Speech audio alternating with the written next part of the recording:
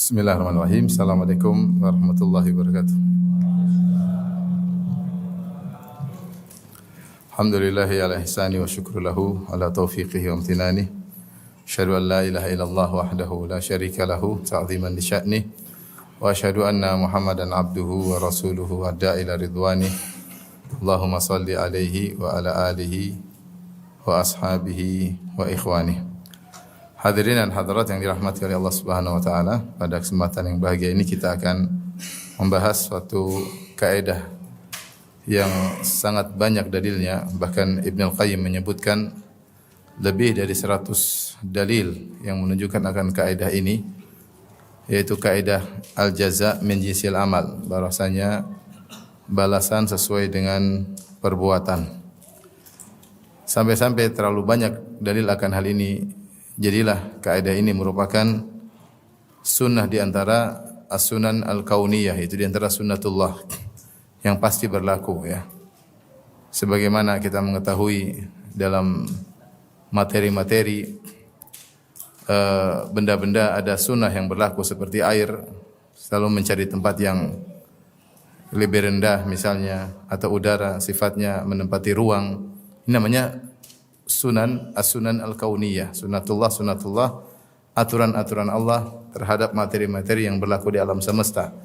Demikian juga terkait dengan masalah al-jaza' min jinsil amal. Ini adalah aturan yang Allah letakkan dalam kehidupan. Aturan tersebut tidak akan meleset, tidak akan bergeser.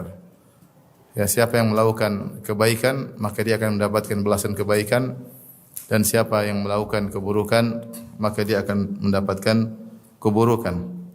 Allah Subhanahu wa taala berfirman, jazaa'an wifaqa, yaitu balasan yang setimpal, balasan yang sesuai. Maka seorang ketika tahu bahwa ini aturan yang berlaku, hendaknya dia semangat dalam melakukan kebajikan, karena dia tahu jika dia melakukan kebaikan pasti ada balasannya, cepat atau lambat. Di dunia atau di akhirat pasti ada balasannya, enggak mungkin tidak. Dan sebaliknya dia waspada ketika dia hendak melakukan keburukan, dia tahu bahwasanya pasti ada balasannya setimpal dengan yang dia lakukan, cepat atau lambat, di dunia maupun di akhirat atau kedua-duanya. Ya, karena balasan ini terkadang di dunia, terkadang di akhirat saja, terkadang di dunia dan akhirat. Ya, namun ini aturan tidak pernah meleset. Aturan ini bahwasanya al-jaza' min jinsil amal, balasan sesuai dengan perbuatan. Oleh karenanya Ibnu Qayyim rahimahullah dalam kitabnya Al-Wabilus Shayyib, beliau berkata, "Fallahu subhanahu yujazi abdahu bihasabi hadhihi sifat fihi wujudan wa adaman." Sungguhnya Allah Subhanahu wa taala memberi balasan kepada hamba-hambanya berdasarkan sifat-sifat tersebut, plus maupun minus. Faman afa anhu, siapa yang memaafkan orang lain, maka dia akan dimaafkan oleh Allah Subhanahu wa taala. Wa man ghafara lahu, siapa yang mengampuni orang lain, maka dia diampuni oleh Allah Subhanahu wa taala. Wa man rafaqa bi ibadihi rafaqa bi, siapa yang lembut kepada hamba-hamba Allah, Allah akan lembut dengannya. Wa man rahima khalqahu rahimahu, siapa yang rahmat kepada makhluk Allah, Allah akan merahmatinya. Wa man ahsana ilaihim ahsana ilaihi, siapa yang berbuat baik kepada makhluk-makhluk Allah, niscaya Allah akan berbuat baik kepadanya. Dan seterusnya. Saya beliau berkata, wa man satarahum satarahu, siapa yang menutup aib-aib makhluk, Allah akan menutup aibnya. Wa man safa anhum safa anhu, siapa yang berlapang dada atas kesalahan orang lain, Allah akan melapangkan atau akan mengampuni dosa-dosanya. Wa man tatabba auratahum tatabba auratahu, siapa yang mencari-cari kesalahan orang lain, Allah akan mencari-cari kesalahannya. Wa man hatakahum hataka wa fadhahahu, siapa yang membongkar aib orang lain, Allah akan membongkar aibnya. Wa man mana'ahum khairahu mana'ahu khairahu, siapa yang menghalangi kebaikan yang dia miliki kepada orang lain, dia punya kelebihan kebaikan, kelebihan harta, dia tidak berikan kepada orang lain, Allah akan menghalangi kebaikan Allah untuknya. Wa man syaqqa syaqqallahu ta'ala bihi, siapa yang bikin repot orang lain, Allah akan merepotkannya. Wa man makara makara bihi, siapa yang buat makar, rencana buruk kepada orang lain, Allah akan bikin rencana buruk kepadanya. Wa man khada'a khada'ahu, siapa yang menipu, Allah akan menipunya. Wa man amalahu bi khalqihi wa man amala khalqahu bi sifatin amalahu Allah taala bi tilka sifat bi ainiha. Kesimpulannya kata Ibnu Qayyim, siapa yang bermuamalah dengan hamba-hamba Allah dengan satu sifat, Allah akan memuamalahinya dengan sifat tersebut sama di dunia wal akhirah, dunia maupun di akhirat. Ya. Fallahu ta'ala li abdihi ala hasabi ma yakunul abdu li khalqihi. Maka sikap Allah terhadap hamba berdasarkan sikap hamba terhadap hamba-hamba yang lain. Inilah kesimpulan dari al-jaza min jinsil amal. Ibnu Abdul Hadi Al-Hambali, seorang ulama Hambali, ya. Dalam satu kitabnya dia menjelaskan, ya.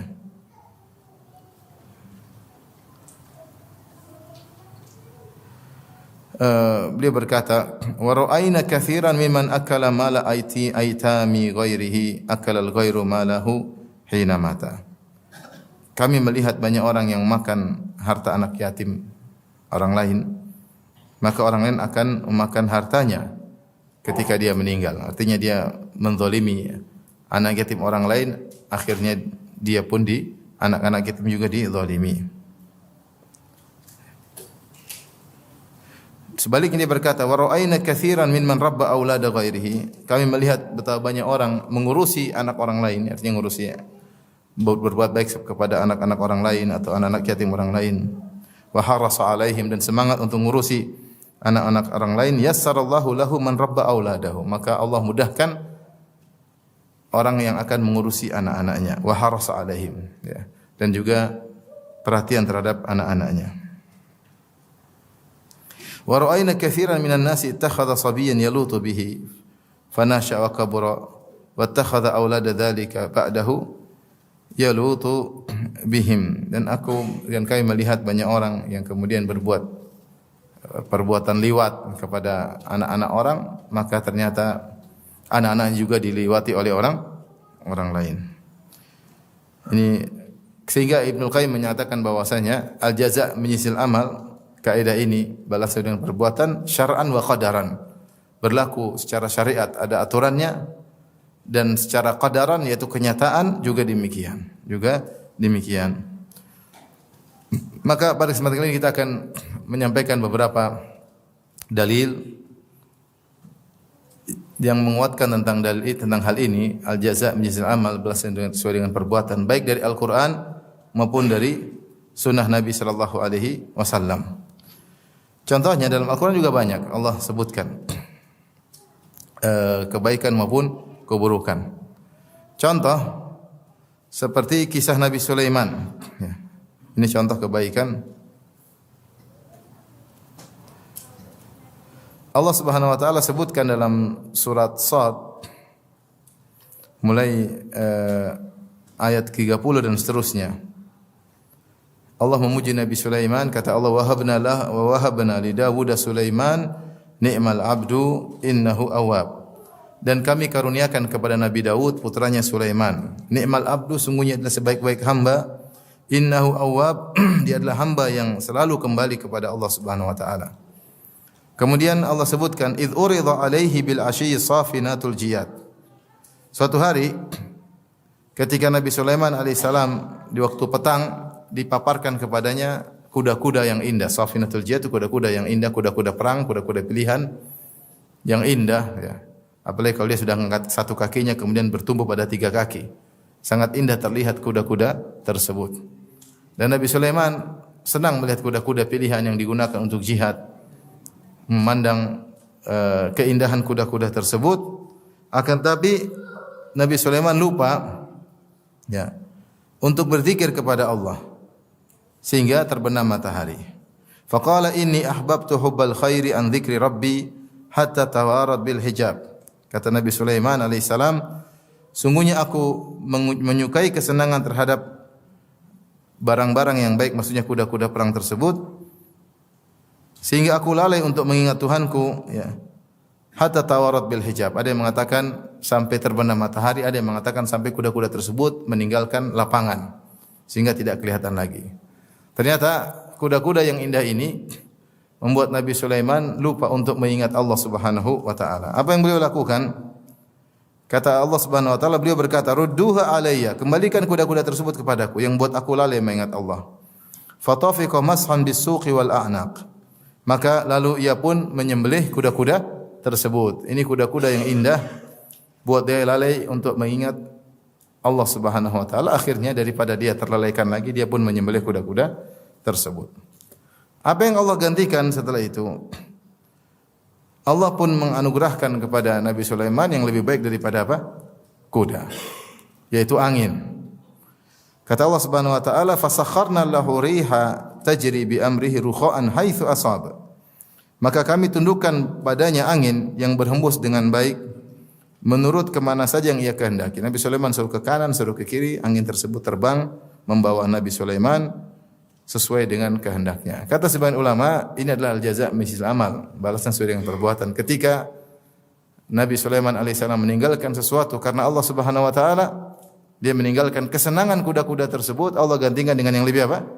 Yang lebih baik, yaitu angin yang lebih baik daripada kuda tentunya, yang kecepatannya berhembus lebih cepat, membawa Nabi Sulaiman dengan lebih cepat, ya, kemana saja dia hendak pergi. Ini contoh al-jaza' min jinsil amal yang Allah sebutkan dalam Al-Quran.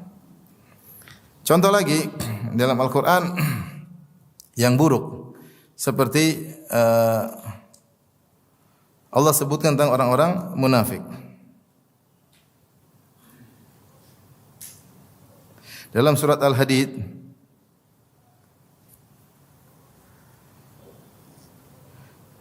ayat yang 12 dan seterusnya, Allah berbicara tentang orang-orang beriman dan orang-orang munafik ketika hari kiamat. Sebagian ulama mengatakan itu ketika mereka melewati sirat.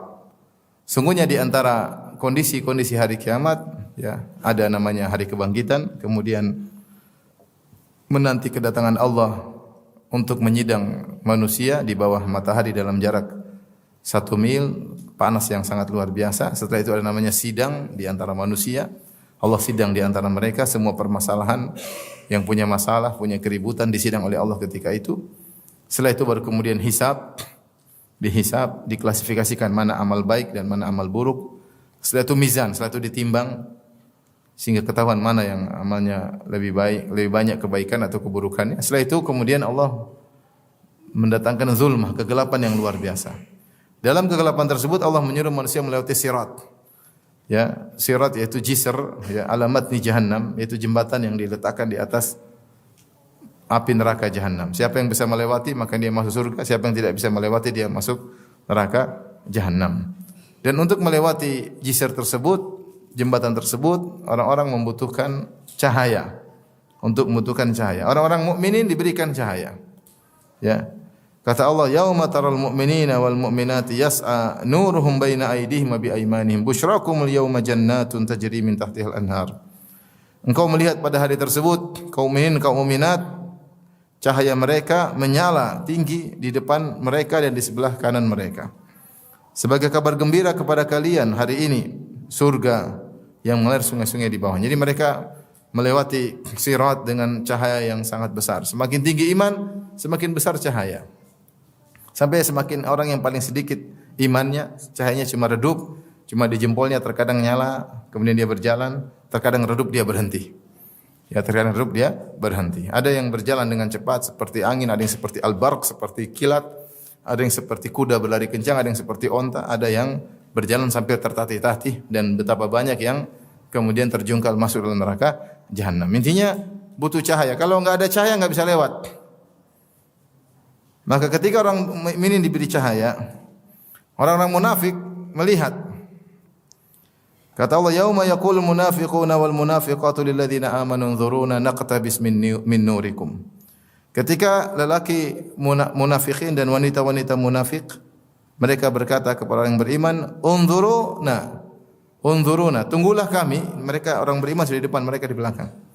"Unzuruna naqtabis min nurikum." Tunggu kami ingin mengambil sebagian cahaya dari kalian. Qila irji'u wara'akum faltamisu nura. Ya. Maka dikatakan kepada mereka, kembalilah belakang dan carilah cahaya sendiri. Ya. Fadhuriba bainahum bisurin lahu babun batinu fihi rahmatu wa zahir min qibalil azab. Kemudian ada dinding yang menghalangi antara mereka dengan orang-orang munafik, antara orang beriman orang munafik. Maka orang munafik berkata, yunadunahum alam nakum ma'akum, wahai orang beriman, kenapa kalian tinggalkan kami? Bukankah kami dahulu bersama kalian? Orang munafik demikian. Di zaman Nabi SAW mereka salat berjamaah bersama Nabi, mereka kadang berjihad bersama Nabi, mereka terkadang bersedekah, ya. Demi orang munafik zaman sekarang dan seterusnya, KTP mereka Islam, mereka terkadang bersama orang Islam, tapi mereka enggak suka dengan syariat Islam, mereka benci dengan Islam. Mereka mengatakan orang munafik tersebut berdalil dengan kebersamaan mereka ketika di dunia.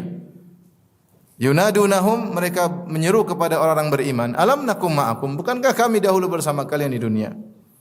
Ya. Qalu bala, maka dibantah oleh orang beriman, benar kalian dulu bersama kami. Walakinnakum fatantum anfusakum wa tarabbastum wartabtum wa gharratkum al-amani hatta ja'a amrullah wa gharrakum billahil gharur. Iya, kalian dulu bersama kami, tapi kalian telah memfitnah diri kalian sendiri. Kalian menanti-nanti keruntuhan bagi kaum muslimin. Kalian ragu dan kalian terbawa oleh angan-angan sampai datang keputusan Allah Subhanahu wa taala dan kalian telah terpedaya. Ya, orang munafik demikian, ya. KTP-nya Islam tapi benci dengan Islam, menanti-nanti kapan jatuhnya syariat, kapan jatuhnya Islam. Disebutkan oleh para ulama, mereka akhirnya diberikan cahaya oleh Allah Subhanahu wa taala. Ketika mereka diberikan cahaya, mereka sangat gembira. Ternyata cahaya tersebut apa? Redup. Cahaya tersebut redup. Ketika orang-orang beriman melihat orang-orang munafik dikasih cahaya, ternyata redup, maka mereka berdoa yang Allah abadikan dalam Al-Qur'an, Rabbana atmim lana nurana waghfir lana. Ya Rabb, kami sempurnakanlah cahaya kami dan ampuni dosa-dosa kami. Ya, mereka tidak ingin cahaya mereka redup seperti cahaya yang diberikan kepada orang-orang munafikin. Diberi kemudian cahaya tersebut redup. Ternyata cahaya tersebut hanyalah tipuan yang Allah berikan kepada mereka. Ini al-jaza' min jinsil amal. Mereka selama ini ngaku Islam, yukhadi'unal munafiqina yukhadi'una Allah wa huwa khadi'uhum. Ya.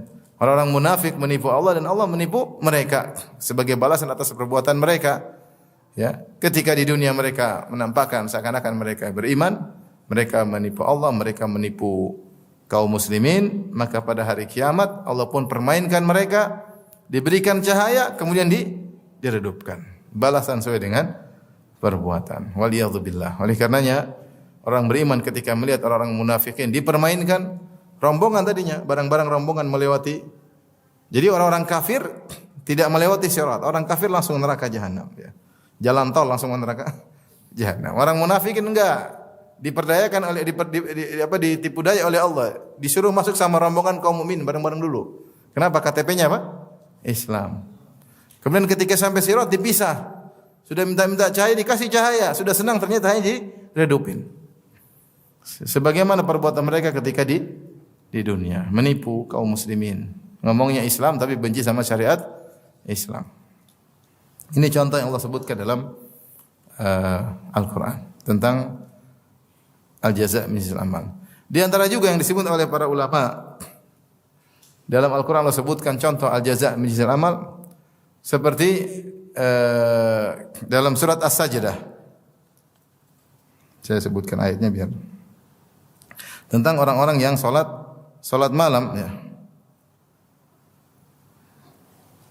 Allah sebut surat As-Sajdah ayat 16 sampai 17. Ayat 16 sampai 17. Kata Allah Subhanahu wa taala, "Tatajafa junubuhum 'anil madaji'i yad'una rabbahum khaufan wa tama'a wa mimma razaqnahum yunfiqun."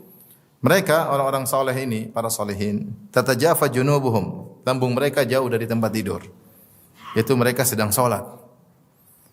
Yang menunjukkan mereka meninggalkan kelezatan tidur. Ya, si malam hari saatnya orang melempelkan lambung mereka ke tempat tidur. Tapi mereka tidak. Mereka sengaja bangun dan mereka menjauhkan lambung mereka dari tempat tidur. Ini menunjukkan perjuangan mereka. Apa yang mereka lakukan? Yad'una rabbahum khaufan wa tama'a. Mereka berdoa kepada Rabb mereka dalam kondisi khawatir dan berharap, takut dan berharap. Demikianlah orang salihin, selalu mereka dalam beribadah cemas dan harap. Cemas ibadah mereka tidak diterima, tapi mereka berharap Allah mengabulkan atau mengabulkan doa mereka dan menerima ibadah mereka. Ya. Khaufan wa tama'an, yaitu takut kepada neraka dan berharap kepada surga. Wa mimma razaqnahum yunfiqun, dan mereka di siang hari mereka berinfak, malam hari mereka salat malam. Ya. Kemudian Allah mengatakan, "Fala ta'lamu nafsun ma ukhfiya lahum min qurrati a'yun." Maka tidak ada satu jiwa pun yang tahu apa yang Allah sembunyikan dari mereka berupa nikmat yang membuat bahagia pandangan mereka. Jazaan bima kanu ya'malun, sebagai balasan atas apa yang mereka kerjakan. Di sini sebagian ulama seperti Ibnu Qayyim rahimahullah menjelaskan tentang kaidah al-jazaa' min jinsil amal. Orang-orang saleh ini mereka di malam hari menyembunyikan amal mereka dengan salat malam tatkala orang semua sedang tidur pulas. Yang Nabi SAW ketika pertama kali masuk kota Madinah, Rasulullah menyampaikan wasiat. Kata Rasulullah SAW, "Ya ayuhan nas, afshus salam, wahai manusia sekalian, tebarkanlah salam. Wa atimut ta'am, berilah makan kepada orang miskin. Wasilul arham, sambunglah silaturahmi. Kemudian malam hari, wasallu bil lail wan nasu niyam. Salatlah di malam hari ketika orang sedang apa? Tidur. Tadkhulul jannata bisalam, niscaya kalian akan masuk surga dengan penuh keselamatan." Maka mereka ini diam-diam di dalam kegelapan, mereka salat, tidak ada yang tahu mereka menyembunyikan salat mereka. Mereka tidak riya, mereka tidak pamer, mereka tidak publish salat malam mereka, hanya Allah yang tahu mereka bangun dalam kegelapan. Karena mereka menyembunyikan amal mereka, Allah beri balasan dengan ganjaran yang Allah sembunyikan yang luar biasa. Yang kata Allah dalam hadis qudsi, "A'dadtu li ibadiyas salihin ma la ainun ra'at wa la udhunun sami'at wa la khatara ala qalbi bashar." Aku telah menyiapkan kenikmatan di surga bagi hamba-hambaku yang saleh, kenikmatan yang tidak pernah dilihat oleh mata mereka, yang tidak pernah terdengar oleh telinga mereka, dan tidak pernah terbetik dalam benak mereka. Nikmat yang luar biasa. Ada nikmat-nikmat yang mungkin kita bayangkan, yang mungkin kita perkirakan. Ada kenikmatan yang Allah berikan kepada para penghuni surga yang Allah sembunyikan. Sebagaimana mereka menyembunyikan amal soleh mereka, Allah juga sembunyikan balasan yang luar biasa untuk mereka, jazaan wifaqa, yaitu balasan yang setimpal, ya. Kalau sudah siapkan, Allah katakan, "A'dadtu, aku sudah siapkan kenikmatan yang aku sembunyikan, tetapi akan menyenangkan hati, menyenangkan mata kalian, menyejukkan pandangan kalian dan menyenangkan hati kalian." Kalau sudah bilang Allah siapkan, pasti pahalanya luar biasa. Sebagaimana kalian selalu menyembunyikan amal soleh kalian. Baik, di antara juga yang Allah sebutkan tentang al-jazaa' min jinsil amal adalah ketika Allah sebutkan tentang kisah Nabi Yusuf alaihissalam dalam surat Yusuf ayat 76. Ya. Yusuf ayat 76, Allah mengatakan, "Kadzalika kidna li Yusuf." Ya. Demikianlah kami melakukan yaitu kami melakukan kaid, yaitu kami melakukan strategi atau tipuan untuk menyenangkan Nabi Yusuf alaihissalam. Sebagian ulama ketika menafsirkan ayat ini, mereka mengatakan ini adalah al-jazaa' min jinsil amal, balasan sesuai dengan perbuatan. Maksudnya bagaimana? Nabi Yusuf alaihissalam ketika kecil, kakak-kakaknya nakal, sebagaimana Allah sebut dalam surat Yusuf. Kemudian kakak-kakaknya melakukan kaid, melakukan makar. Kaid maksudnya makar, kaid, makrun. Ya. Mereka membuat makar agar Yusuf bisa terpisah dari ayahnya. Maka mereka mengatakan Yusuf alaihissalam diatur, "Wahai ayahanda, biarkanlah kami bawa Yusuf, kami ajak Yusuf masak di rumah terus, bosan di rumah, biar kami ajak jalan-jalan di luar, kami akan jaga dia." Nabi Yakub alaihissalam tidak tahu rencana buruk kakak-kakaknya Yusuf, dan dia husnudzon, dia mengatakan silakan. Ya, tapi saya khawatir Yusuf nanti dimakan serigala, di luar sana banyak serigala. Kata mereka, "Tenang ayahanda, kami semua sayang sama dia. Kami banyak orang. Kalau serigala satu aja tidak bisa kami kalahkan, sungguh kami adalah orang-orang yang merugi. Tenang, kami akan jaga adik kami Yusuf." Akhirnya Nabi Yakub izinkan, dibawalah sampai di sana. Kemudian ternyata bajunya dibuka. Kemudian dimasukkan dalam sumur, kemudian bajunya ditaruh darah kambing, ya. Kambing di sini, kemudian ditaruh darah kambing di baju Yusuf. Kemudian akhirnya Yusuf dibeli oleh alaihissalam, dibeli oleh orang Mesir sebagai budak. Sebagai apa?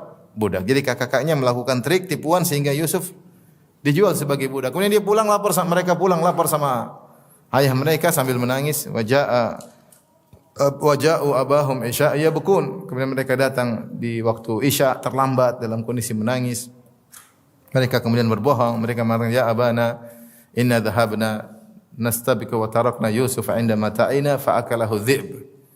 Kami tadi bawa Yusuf di sana, kemudian kami sedang berlomba lari atau lomba panahan, kami tinggalkan Yusuf di tempat barang-barang kami, tiba-tiba serigala makan. Waja'u ala qamisi bidamin kadhib. Ini buktinya ayahanda baju Yusuf penuh dengan darah, dimakan oleh apa? Serigala. Mereka bikin makar untuk menipu Yakub sehingga Yusuf alaihissalam akhirnya terjauhkan dari ayahandanya. Ternyata Allah balas di dunia. Ya. Allah kemudian membuat rencana, Allah ajarkan kepada Nabi Yusuf alaihissalam bagaimana Nabi Yusuf bisa mengambil adik mereka Binyamin. Ya, adik mereka Binyamin. Akhirnya Nabi Yusuf alaihissalam kemudian mengatakan kepada mereka siapa yang Nabi Yusuf pura-pura punya piala hilang, ya. Kemudian piala tersebut ternyata dimasukkan dalam suketan adiknya Binyamin, ya. Adiknya Binyamin. Ketika mereka 11 orang datang, karena mereka ber-12, Nabi Yusuf satu saudara kandung dengan Binyamin, yang 10 lainnya dari ibu yang lain. Mereka datang ber-11, kemudian masing-masing membeli gandum. Gandum dikasih suketan, satu orang dapat satu suketan gandum, ikatan gandum untuk dibawa di atas onta mereka, dibawa pulang ke Palestina. Ternyata ketika Nabi Yusuf alaihissalam menyiapkan suketan-suketan tersebut, dia masukkan piala ke dalam suketan adiknya Binyamin. Akhirnya setelah disiapkan semua 11 suketan, kemudian mereka ingin pulang menuju Palestina, tiba-tiba ada yang mengumumkan bahwasanya ada piala raja yang hilang. Sesungguhnya kalian telah mencuri. Akhirnya mereka ber-11 mengatakan kami tidak mencuri. Kata Yusuf, terus kalau ada yang ketahuan mencuri, ya. Kalau ketahuan mencuri maka akan dipenjara. Akan dipenjara, ya. Qalu jazaohu ma wujida fi rahlihi fa huwa jazaohu kadzalika najzi adh-dhalimin. Siapa yang ketahuan mencuri maka dia akan ditahan atau dijadikan budak, ya. Demikianlah kami membalas orang-orang yang melakukan kezaliman. Akhirnya Nabi Yusuf menyuruh periksa suketan tersebut. Ternyata suketan tersebut ada pada piala tersebut ada pada suketan adiknya Binyamin, ya. Adiknya Binyamin. Akhirnya Binyamin tertahan. Ini semua trik yang dilakukan Nabi Yusuf alaihissalam, ilham dari Allah Subhanahu wa taala. Makanya setelah itu Allah mengatakan kadzalika kidna li Yusuf. Demikianlah kami melakukan trik makar, ya, untuk Nabi Yusuf alaihissalam sehingga dia bisa menahan adiknya Binyamin tinggal bahagia bersama dia di kerajaan Mesir, sementara 10 kakaknya pulang dalam kondisi susah ke Palestina, ya. Tentu ceritanya ini panjang, saya hanya menyebutkan secara ringkas saja, ya. Sehingga mereka setuju dengan keputusan Nabi Yusuf bahwasanya siapa yang mencuri maka ditahan. Siapa yang mencuri maka ditahan, ya. Akhirnya Binyamin tertahan, hidup bahagia bersama Nabi Yusuf alaihissalam. Dan ini semua trik, Allah beri balasan sesuai dengan apa yang telah mereka lakukan kepada Nabi Yusuf di zaman-zaman terdahulu. Mereka telah berbuat makar kepada Nabi Yusuf untuk keburukan Nabi Yusuf, maka sekarang sebaliknya Allah membuat makar untuk membela Nabi Yusuf, untuk menyenangkan Nabi Yusuf dengan menahan adiknya Binyamin tanpa ketahuan oleh mereka. Allah berfirman, "Kadzalika kidna li Yusuf." Demikianlah kami telah membuat makar untuk Nabi Yusuf alaihi salam. Taib, di antaranya, ya, yang Allah sebutkan juga dalam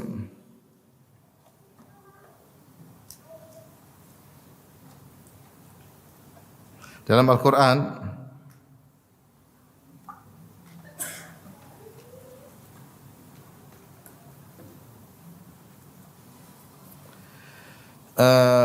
tentang penghuni neraka jahanam. Dalam surat Al-Hajj ayat 22. Surat Al-Hajj ayat 22. Allah bercerita tentang orang-orang di neraka jahanam, maka bagaimana mereka diazab sesuai dengan amal yang mereka lakukan di dunia. Kata Allah Subhanahu wa taala dalam surat Al-Hajj ayat 22, kullama aradu an yakhruju minha min ghammin u'idu fiha wa dhuqu adzabal hariq. Setiap kali mereka hendak keluar dari neraka jahanam, min ghammin, dari kesedihan yang meliputi mereka, mereka dikembalikan lagi. Wa dhuqu adzabal hariq, dan rasakanlah azab yang membakar. Yaitu orang-orang musyrikin atau orang kafirin atau para pelaku maksiat ketika di neraka jahanam, mereka diazab dengan azab yang sangat pedih dan azab sangat panas. Ya. Terkadang mereka dibukakan seakan-akan pintu neraka terbuka, mereka hendak keluar. Ketika mereka hendak keluar ternyata ditutup kemudian dikembalikan lagi. Demikian seterusnya sehingga mereka tidak akan pernah keluar dari neraka jahanam. Seakan-akan ada kesempatan untuk keluar, ketika mereka sudah menuju ke pintu hendak keluar, tertutup lagi kemudian mereka dikembalikan lagi. Demikian berulang-ulang tanpa ada penghujungnya. Allah mengatakan kullama aradu an yakhruju minha, setiap kali mereka hendak keluar dari neraka, min ghammin, perhatikan sini ada kata firman Allah min ghammin, dari kesedihan yang meliputi mereka, uidu fiha, mereka dikembalikan lagi.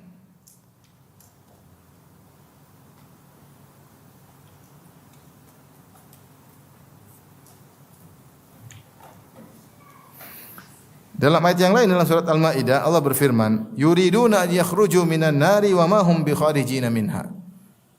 Dalam surat Al-Maidah 37, mereka ingin keluar dari neraka jahanam dan mereka tidak bisa keluar dari neraka jahanam. Walahum adzabun muqim, dan bagi mereka azab yang terus-menerus. Apa kaitannya dengan amal yang mereka lakukan? Kata para ulama, para pelaku maksiat ketika di dunia, ketika mereka melakukan maksiat, tentu ada sinyal dalam hati mereka untuk berhenti. Setiap manusia pasti dikasih rambu-rambu atau signal, tanda-tanda untuk membenci dengan perbuatan maksiat. Selama dia masih punya fitrah, pasti fitrahnya main dia. Makanya Allah bersumpah dengan nafsul lawamah. Kata Allah Subhanahu wa taala, la uqsimu biyaumil qiyamah wa la uqsimu bin nafsil lawamah. Aku bersumpah dengan hari kiamat dan sungguh aku bersumpah dengan jiwa yang mencela. Setiap orang ada jiwa yang mencela maksiat yang dilakukan. Ketika dia bermaksiat pasti jiwanya berontak. Kemudian terkadang timbul penyesalan. Tetapi karena syahwat hawa nafsu yang mendominasinya, akhirnya dia kembali lagi. Dia berzina, habis berzina pasti dia gelisah. Kalau dia masih punya signal. Dia masih punya fitrah. Dan itu ada pada setiap manusia. Ya, semakin parah fitrahnya semakin redup dan bahkan bisa hilang. Tapi asalnya manusia pasti punya fitrah. Dia pasti kalau bunuh orang atau dia ambil harta orang, dia pasti tahu itu salah. Ya, atau dia berzina, dia pasti tahu itu salah. Tetapi karena hawa nafsu, cinta dunia yang mendominasinya, dia melakukan saja. Dia lakukan tanpa dia pedulikan. Nah, demikian pula, ya, setiap ada sinyal menegur dia cuek, dia lakukan lagi kembali. Setiap habis melakukan kemaksiatan mungkin ada signal lagi mengingatkan dia cuek lagi, lakukan terus menerus sampai akhirnya dia meninggal dunia. Kata para ulama demikian ketika di neraka. Ketika di neraka seakan-akan ada kesempatan. Sebenarnya kesempatan kalau tobat diterima atau tidak orang pelaku maksiat. Seandainya dia berzina, membunuh orang atau dia korupsi, dia macam-macam. Kemudian ada signal yang bilang kamu tobatlah. Kalau dia tobat diterima atau tidak? Terima. Tapi dia tidak mau tobat karena nantilah sampai akhirnya meninggal dalam kondisi bermaksiat tersebut. Maka Allah permainkan mereka pada hari kiamat kelak dengan di hadapan mereka seakan-akan pintu neraka mau terbuka, seakan-akan ada kesempatan bagi mereka untuk lolos. Ketika mereka mau pergi ternyata dikembalikan lagi. Terus Allah permainkan mereka. Selalu mereka punya secercah harapan, siapa tahu bisa keluar, ternyata kembalikan lagi. Sebagaimana mereka di dunia ada kesempatan mereka tidak gunakan. Sehingga akhirnya maut menjemput mereka dalam kondisi mereka tidak bertobat kepada Allah Subhanahu wa taala. Makanya di akhirat mereka pun diazab tidak begitu terus. Kadang-kadang mereka seakan-akan dikasih celah untuk selamat. Ketika mereka sudah mau pergi ternyata kembali lagi. Uidu fiha, dikembalikan. Terus akibat maksiat yang mereka lakukan, ya. Kemudian juga di antara al-jaza' min jinsil amal yang merupakan kebaikan seperti kisah Nabi Ibrahim dalam surat Maryam ayat 49. Surat Maryam ayat 49. Allah Subhanahu wa taala bercerita tentang Nabi Ibrahim alaihissalam ketika mendakwahi ayahnya. Ya. Dimulai dari ayat ke 41 dan seterusnya. Wadhkur fil kitabi Ibrahim innahu kana siddiqan nabiyya. Dan ingatlah dalam Al-Qur'an tentang kisah Ibrahim, sungguhnya dia adalah seorang hamba yang sangat jujur dan seorang nabi. Idz qala abihi ya abati lima ta'budu ma la yasma'u wa la yubsiru wa la yughni anka syai'a. Ketika dia mendakwahi ayahnya yang sangat dia cintai, siapa Azar? Siapa sih tidak cinta sama ayahnya? Ibrahim alaihissalam sangat sayang kepada ayahnya. Maka ketika dia dakwahi anaknya, ketika dia dakwahi ayahnya dengan kata-kata yang sangat lembut. Dia mengatakan ya abati, wahai ayahanda. Abati adalah panggilan yang menunjukkan penuh penghormatan. Abati, ayahanda. Bukan wahai abi tapi ya abati yang menunjukkan penghormatan yang luar biasa. Ya abati, ya lima ta'budu, kenapa engkau menyembah ma la yasma'u wa la yubsiru wa la yughni anka syai'a. Patung-patung yang tidak bisa mendengar, tidak bisa melihat dan tidak bisa memberikan engkau manfaat apapun. Ya abati inni qad ja'ani minal ilmi alam ya'tika fattabi'ni ahdika siratan sawiyya. Dia dengan kelembutan dia berkata lagi, wahai ayahanda, aku punya ilmu yang kau tidak punya. Maka ikutilah aku, niscaya aku akan berikan petunjuk kepada engkau jalan yang lurus. Ya. Dia dengan penuh kelembutan. Kemudian dia berkata lagi, ya abati la ta'budi syaitan, wahai ayahanda jangan kau menyembah syaitan. Sungguhnya menyembah patung adalah menyembah syaitan. Karena syaitan yang menyuruh untuk menyembah patung. Inna syaitana kana lirrahmani asiya. Sungguhnya syaitan sangat pembangkang terhadap Ar-Rahman, terhadap Allah yang Maha Pengasih. Allah itu Maha Penyayang. Sembahlah Allah. Engkau hanyalah mengikuti syaitan. Ya abati inni akhafu ayyamasaka adzab minar rahmani fatakuna lisyaitani waliya. Wahai ayahanda, aku khawatir engkau terkena ya api neraka dari Ar-Rahman, dari Allah yang Maha Penyayang. Fatakuna lisyaitani waliya, sehingga kau menjadi penolong atau anggota kelompok syaitan. Setelah Nabi Ibrahim alaihissalam berdakwah dengan penuh kelembutan, tentunya dia dakwah ayahnya berulang-ulang. Dan ini ujian yang sangat berat ketika Nabi Ibrahim diuji dengan orang yang sangat dia cintai, ternyata orang yang sangat dia cintai kafir. Ternyata ayahnya marah, ayahnya berkata, "Aragibun anta an alihati ya Ibrahim?" Kau benci dengan Tuhan-Tuhanku wahai Ibrahim? La ilam tantahi la arjumannak. Kalau kau tidak berhenti menasihatiku, tidak berhenti dakwah, aku akan merajamu, lempar batu kepadamu. Wahjurni maliya, dan tinggalkanlah aku. Jadi Nabi Ibrahim diusir oleh ayahnya, udah jangan dakwah-dakwah, tinggal, kalau enggak saya rajam kamu. Ibrahim berkata, qala salamun alaik, keselamatan bagi engkau. Bahkan dia pun meninggalkan ayahnya dengan penuh kesopanan. Sa'astaghfirulaka rabbi, aku akan mohon ampunan kepada Allah untukmu wahai ayahanda. Innahu kana bi hafiya, sungguhnya Allah sangat perhatian terhadapku. Wa atazilukum ma tad'una min dunillah. Kemudian kata Ibrahim alaihissalam, wa atazilukum ma tad'una min dunillah, dan aku akan meninggalkan kalian dan apa yang kalian sembah selain Allah Subhanahu wa taala. Wa ad'u rabbi asa alla akuna bi du'ai rabbi syaqiyya, dan aku berdoa kepada Allah, semoga-moga aku tidak kecewa dengan doaku kepada Tuhanku. Di sini Allah mengatakan pada ayat 49, falamma i'tazalahum wa ma ya'buduna min dunillah. Tatkala Ibrahim i'tizal, meninggalkan mereka, meninggalkan ayahnya, meninggalkan kerabat-kerabatnya, meninggalkan orang yang menyembah kepada selain Allah, wa ma ya'buduna min dunillah, dan juga meninggalkan sembahan-sembahan mereka. Wahabna lahu Ishaq wa Yaqub, maka kami anugerahkan kepada dia Ishaq dan Yaqub. Wa kullan ja'alna nabiyya, dan semuanya Ishaq maupun Yaqub kami jadikan sebagai seorang nabi. Wa wahabna lahum min rahmatina, dan kami anugerahkan kepada mereka sebagian dari rahmat kami. Wa ja'alna lahum lisana sidqin aliyya, dan kami jadikan mereka buah tutur yang baik lagi tinggi. Jadi kata para ulama, ketika Nabi Ibrahim alaihissalam meninggalkan semuanya karena Allah, dia meninggalkan ayahnya karena Allah, dia meninggalkan negerinya karena Allah, Allah ganti dengan yang lebih apa? Lebih baik. Allah anugerahkan anak dan cucu yang semuanya adalah nabi. Dan ini sesuai dengan kaidah man taraka syai'an lillah awadahu Allahu khairan minhu, ya. Siapa yang meninggalkan sesuatu karena Allah, maka Allah akan gantikan dengan yang lebih apa? Lebih baik. Dia meninggalkan sesuatu karena Allah, maka Allah ganti dengan yang lebih baik. Ayahnya yang sangat dia cintai dan dia belum punya anak ketika itu. Belum punya anak, apalagi apa? Cucu.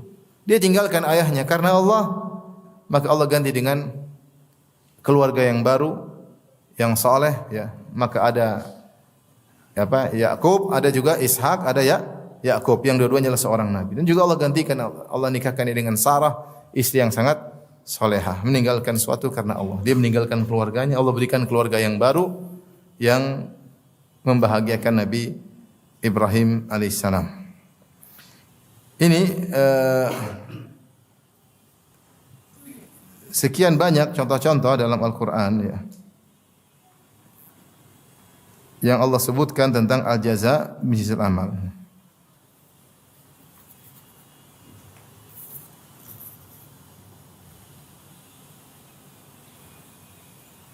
Saya sebenarnya masih banyak contoh, saya ingin carikan lagi yang pas untuk disampaikan, ya, sebentar.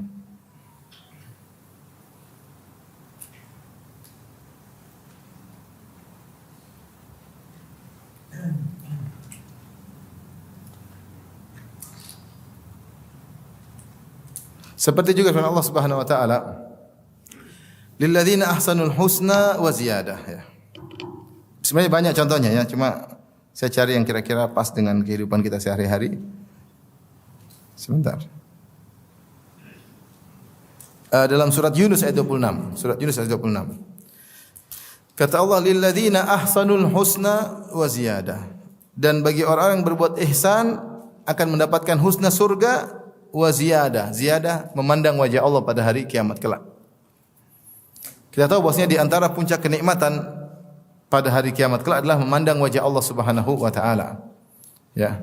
Bahkan ketika penghuni surga melihat wajah Allah Subhanahu wa taala, maka mereka seakan-akan lupa dengan kenikmatan surga yang lainnya. Karena itu puncak kenikmatan, ya. Ya, adalah memandang wajah Allah Subhanahu wa taala.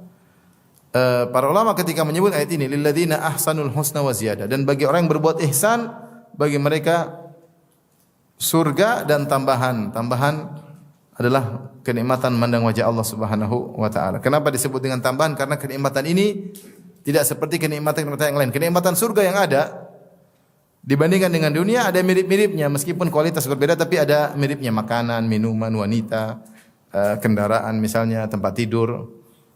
Tapi Allah berikan kenikmatan lain yang tidak seperti yang ada di dunia, itu kenikmatan memandang wajah Allah Subhanahu wa taala. Makanya disebut dengan ziyadah, tambahan. Ada yang mengatakan demikian, tambahan, ya. Dan ini juga tambahan tentunya kenikmatan yang luar biasa yang dijauh daripada amal yang dilakukan oleh seorang hamba, ya. Tidak setimpal dengan perbuatan hamba, ya. Sebagian mengatakan demikian.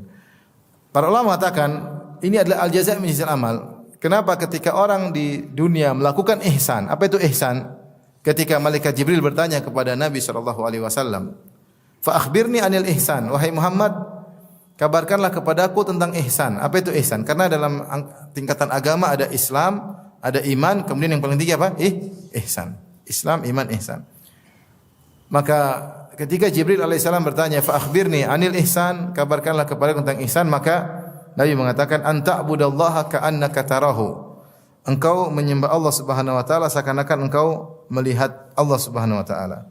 Fa illam takun tarahu fa innahu yarak. Jika kau tidak melihat Allah Subhanahu wa taala, sungguhnya Allah melihatmu, ya. Sungguhnya Allah melihatmu. Di sini ternyata Nabi menjelaskan tentang mana ihsan ada dua. Tingkatan pertama yang paling tinggi, anta budallaha ka'annaka tarahu. Engkau beribadah kepada Allah seakan-akan engkau melihat Allah. Apa maksudnya? Seakan-akan engkau menyaksikan keagungan Allah. Engkau sedang di bumi beribadah, kau lihat bagaimana agungnya Allah. Allah di atas arsy sedang memperhatikan engkau. Engkau melihat bagaimana keagungan Allah. Jika kau tidak mampu, maka yakinlah Allah melihatmu. Yakinlah Allah melihatmu. Ketika seorang sedang beribadah, dia cuma di antara satu atau dua. Dia seakan-akan sedang menyaksikan di hadapan dia adalah Allah dengan keagungannya, atau dia merasa seakan-akan Allah sedang memperhatikan dia, melihat dia, dihadir dalam dirinya setiap apa yang dilakukan. Dia tahu bahwasanya di depan dia ada keagungan Allah, atau Allah sedang memperhatikan dia. Maka balasannya apa? Dia akan mendapatkan benar-benar melihat Allah pada hari kiamat. Dia akan benar-benar melihat Allah pada hari kiamat. Maka seorang berusaha dalam dunia ini ketika melakukan ibadah apapun, berusaha melakukan derajat ihsan. Kalau dia tidak bisa menyaksikan keagungan Allah Subhanahu wa taala, yakin Allah sedang melihat dia. Ketika dia sedang bersendirian, ketika dia sedang berbuat baik sama orang lain, ketika dia sedang berbakti sama orang tua, dia tahu Allah sedang melihat saya. Allah sedang melihat apa? Saya. Nanti balasnya dia akan melihat siapa? Allah. Ya. Ketika kita salat, Allahu Akbar, yakinlah Allah sedang melihat kita salat. Maka salat yang serius. Allah mengatakan, ya, alladzi yaraka hina taqum, yang melihatmu ketika kau sedang salat. Wa taqallubaka fis sajidin, ketika kau sedang sujud. Di antara orang yang sujud. Allah perhatikan kita person demi person. Maka ini harus kita hadirkan dalam ibadah kita sehingga kita akan merasakan kelezatan ibadah, akan merasakan kelezatan khusyuk dalam salat dan akan ikhlas karena kita tahu Allah sudah melihat. Sehingga kita enggak butuh dengan pujian orang, kita tidak butuh dengan komentar manusia, enggak, karena kita Allah sudah lihat saya. Nah, kalau kita hadirkan terus, kita akan dapatkan ganjaran melihat apa? Allah Subhanahu wa taala. Makanya Allah mengatakan lil ladzina ahsanu, dan bagi orang yang berbuat ihsan, ya, berbuat ihsan tadi beribadah dalam kondisi melakukan derajat ihsan, merasa Allah sedang memperhatikan, dia akan mendapatkan al-husna, yaitu surga, wa ziyada, dan akan mendapatkan tambahan, yaitu akan melihat wajah Allah Subhanahu wa taala. Tapi di antaranya juga dalam Al-Qur'an Allah berfirman, sering kita dengar, fadhkuruni azkurkum. Dalam surat Al-Baqarah 152. Fadhkuruni azkurkum. Ingatlah aku akan mengingat kalian. Ini ibadah yang luar biasa. Allah mengetahui manusia seluruhnya tanpa terkecuali. Seluruh makhluk Allah, Allah tahu. Seluruh makhluk Allah, Allah tahu. Jangankan kita manusia, bahkan daun saja Allah tahu. Kata Allah, wa ma tasqutu min waraqatin illa ya'lamuha. Tidak ada satu daun pun yang jatuh kecuali Allah mengetahuinya. Ya.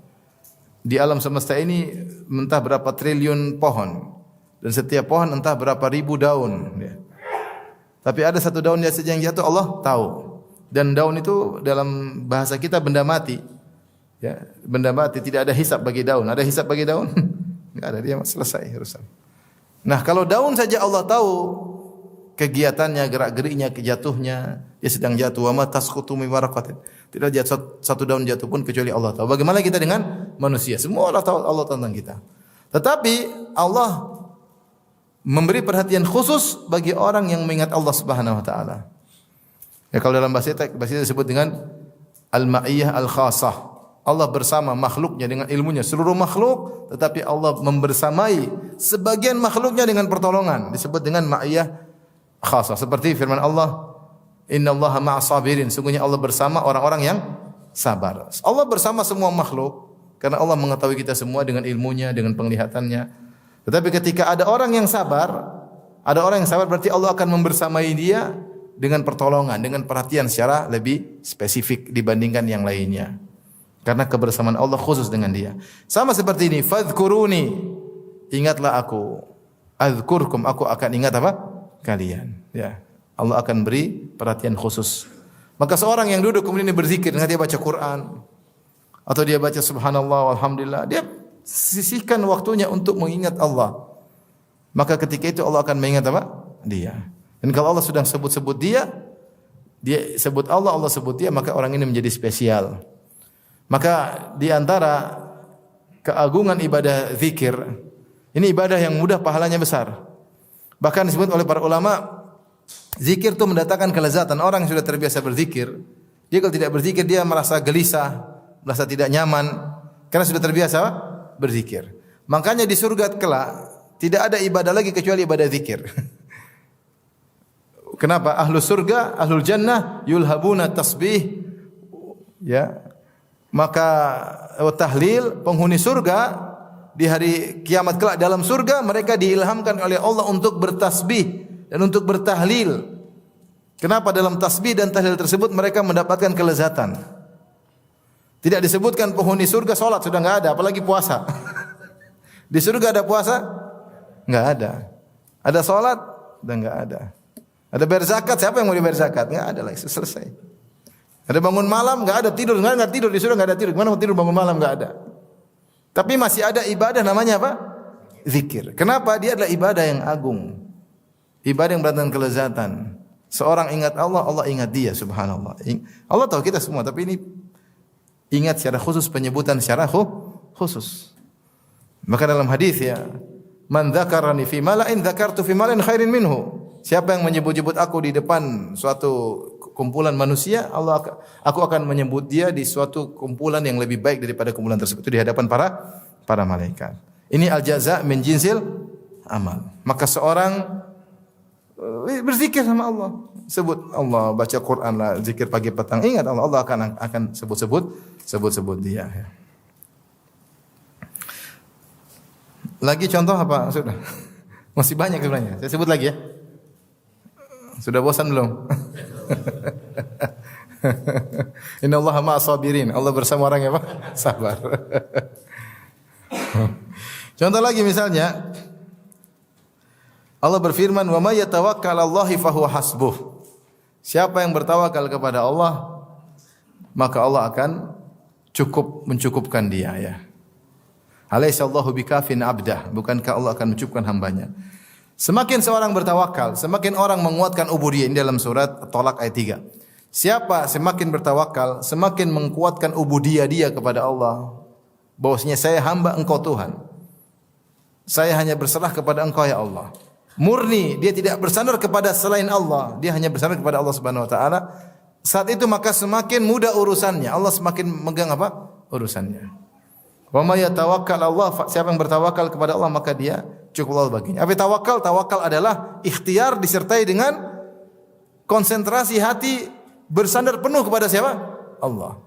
Berlepas diri daripada selain Allah, tidak bersandar kepada makhluk sedikit pun. Dia ikhtiar. Tapi dia tahu ini sekedar makhluk.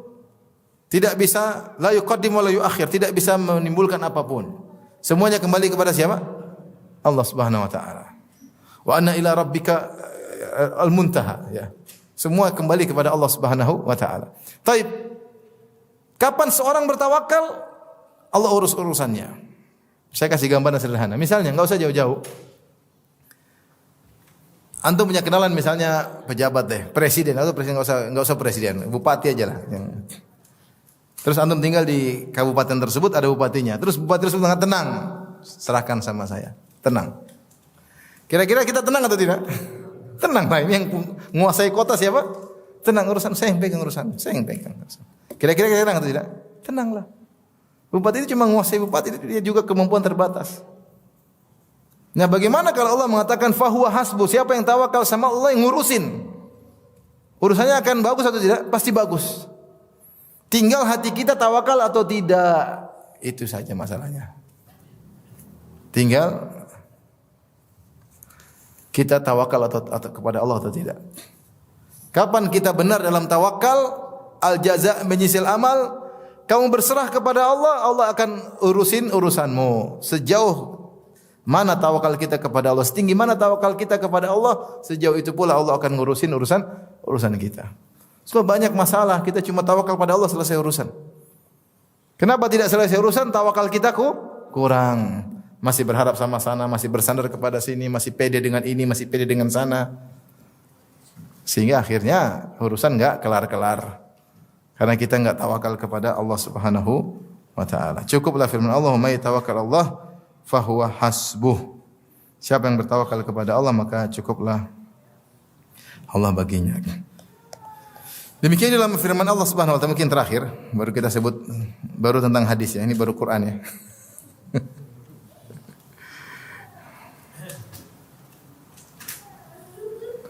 Dalam surat Al-Mujadalah ayat 11. Allah berfirman, Al-Mujadalah 11, "Ya ayyuhalladzina amanu idza qila lakum tafassahu fil majalisi fafsahu yafsahillahu lakum." Wahai orang beriman, jika dikatakan kepada kalian, lapangkanlah dalam majelis. Dalam majelis sempit, ada orang datang, kasih lapang. Beri lowong. Kita masih bisa geser-geser, kita kasih dia tempat duduk. Tafassahu fil majalisi fafsahu, jika dikatakan kepada kalian berilah kelapangan. Ayo, rapat-rapat dikit supaya orang lain bisa masuk dapat tempat duduk misalnya. Fafsahu, maka berilah kelapangan. Apa jawaban Allah? Yafsahillahu lakum. Niscaya Allah akan beri kelapangan bagi kalian. Dalam kaidah Quran, ketika tidak disebut al-muta'allaq bihi, tidak disebutkan maf'ulnya, maka memberikan faedah keumuman. Ini kaidah dalam Al-Quran. Seperti contoh firman Allah Subhanahu wa taala, Innal abrara lafi naim. Sungguhnya orang-orang yang baik di surga dalam kenikmatan. Alal araiki yanzurun. Mereka berada di atas dipan-dipan, di atas arika itu dipan-dipan yang sudah dihiasi, ada kelambunya, ada bantal-bantalnya, sudah terhias. Yanzurun, dalam kondisi di atas dipan-dipan mereka memandang di surga. Ta'rifu fi wujuhim nadratan naim. Kau akan melihat pada wajah mereka ada nampak kebahagiaan. Ketika Allah mengatakan alal araiki yanzurun, mereka di atas dipan-dipan memandang. Allah tidak mengatakan memandang apa. Jadi ada subjek, ada predikat, objeknya enggak ada. Siapa subjeknya? Orang-orang soleh di atas dipan-dipan. Apa predikatnya? Memandang. Apa objeknya? Enggak disebutin. Tetapi Allah menyebutkan asar, dampak dari memandang tersebut. Kata Allah, ta'rifu fi wujuhihim nadratan naim. Engkau akan melihat pada wajah mereka kebahagiaan akibat memandang tersebut. Kata Allah di sini tidak, kata para ulama, ini tidak disebutkan objeknya, menunjukkan keumuman. Semua yang mereka pandang akan mendatangkan kebahagiaan. Di surga semua pandangan pasti bikin bahagia. Kata Allah, wa idza ra'aita thamma ra'aita na'iman wa mulkan kabira. Kalau kau melihat di surga di sana, tidaklah kau lihat kecuali kenikmatan. Tidak ada yang kau pandang kecuali apa? Kenikmatan. Kalau di dunia kan tidak selalu. Kadang kita melihat mata jadi pedas ya. Kadang kita nangis, kadang kita ketawa sebentar, kadang kita marah, kita kadang jengkel, kadang kita bahagia, kadang enggak. Di surga mata ngelihat kemana saja pasti apa? Bahagia, pasti bahagia. Enggak usah di rumah aja, antum lihat kadang bikin bahagia, kadang bikin jengkel kan? Enggak usah luar di rumah aja ya. Ya enggak? Di rumah ada yang dilihat enggak? Siapa yang dilihat di rumah? Terkadang mendatangkan kebahagiaan, sering mendatangkan apa? Kebahagiaan. Terkadang mendatangkan apa? Kejengkelan. Di rumah. Belum di luar. Di surga semua yang dipandang apa? Membahagiakan. Makanya Allah tidak menyebutkan objek di sini, kata para ulama, ketika objek dihilangkan. Kaidah tafsir menunjukkan memberikan keumuman. Alal araiki yanzurun, mereka berada di dipan-dipan, mereka memandang apa? Semua memandang, membuat bahagia. Maka demikian juga dalam ayat ini kaidah. Kata Allah, wa idza ya ayyuhalladzina amanu idza qila lakum tafassahu fil majalisi fafsahu yafsahillahu lakum. Wahai orang beriman, jika dikatakan kepada kalian berilah kelapangan dalam majelis, ya, maka berilah kelapangan. Apa jawabannya? Yafsahillahu lakum, Allah akan berikan kelapangan bagi kalian. Kelapangan dalam hal apa? Tidak disebutkan. Maka para ulama mengatakan umum, engkau akan dibuat lapang dalam urusan dunia. Engkau akan dibuat lapang dalam kuburan, alam barzah. Engkau akan dibuat lapang ketika di akhirat. Amalan sederhana. Kalau kita misalnya Jumatan, kemudian orang, kadang kita mau masuk aja dia enggak mau, dia sejadahnya malah di seakan-akan ini areal kekuasaan saya. Padahal bukan mbahmu yang bikin masjid ya. Ini kekuasaan. Dan padahal harusnya kalau kita mau cari pahala, silakan kita minggir dikit, silakan. Masih lapang kok. Kalau udah sempit, enggak ada tempat, orangnya gemuk baru begini masuknya gimana? Sudah sempit enggak ada. Kalau sudah sempit ya udah ke belakang aja. Kalau masih ada lapang, kita kasih cepat. Ya. Ada Jumatan mungkin sudah berdiri, ada orang cari saf, sini kita panggil, subhanallah, kita kasih ke lapangan. Yakinlah itu tidak ada yang sia-sia. Allah catat. Engkau akan diberi kelapangan cepat atau lambat. Di dunia pun di akhirat.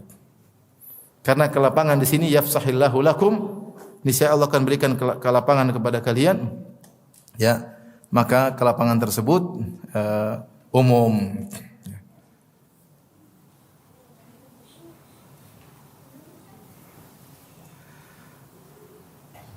Baik.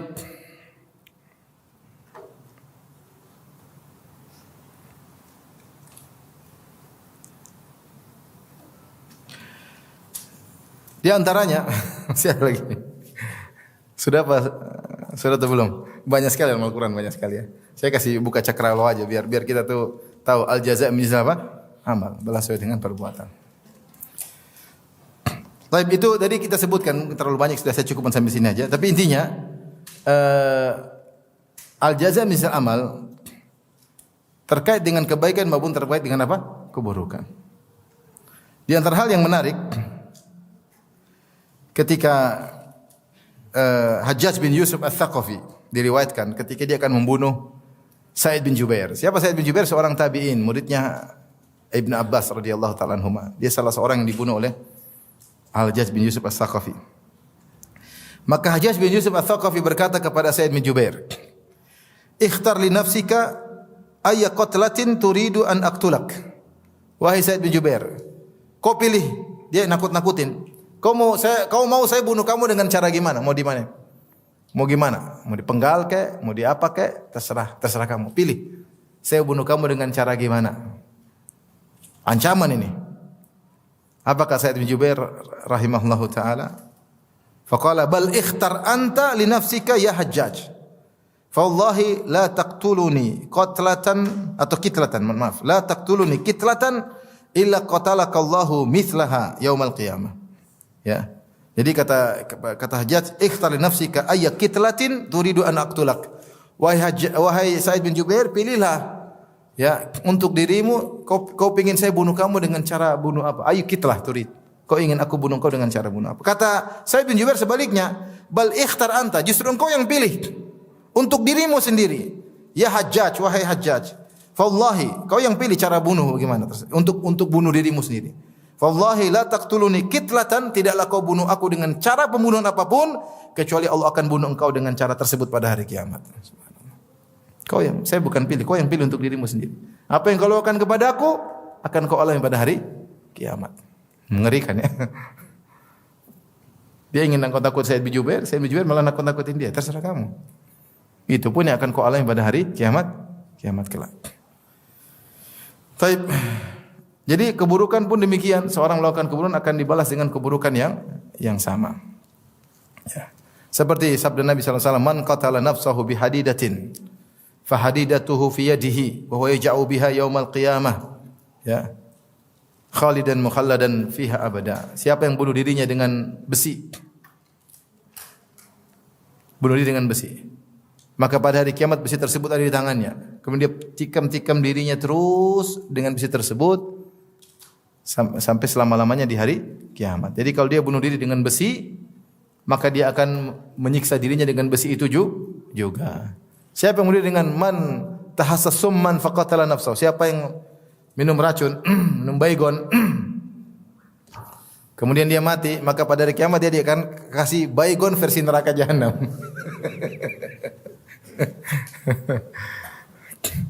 Siapa yang menghisap orang, dia akan dihisap, dan terlalu banyak dalil-dalilnya. Ya. Tapi karena waktu sudah habis ya, saya cuma tadi fokus pada al-jaza' min jinsil amal dalam Al-Qur'anul Karim ya. Sebenarnya dalam hadis banyak sekali. Saya tulis dua buku 2 jilid tentang al-jaza' min jinsil amal. Dari hadis-hadis sangat banyak ya. Cuma waktu kita terbatas, maka saya cukupkan ya.